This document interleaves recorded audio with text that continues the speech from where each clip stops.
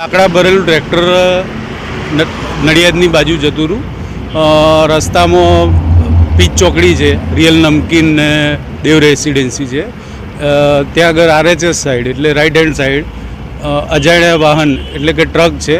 પછી માહિતી મળી ટ્રક છે મહારાજ પાર્સિંગ, એણે ટક્કર મારી છે, જેથી ટ્રેક્ટર ચાલક અને ટ્રેક્ટરનો ક્લીનર હોય એ બંનેનું ઘટના સ્થળે મોત નીપજેલ છે.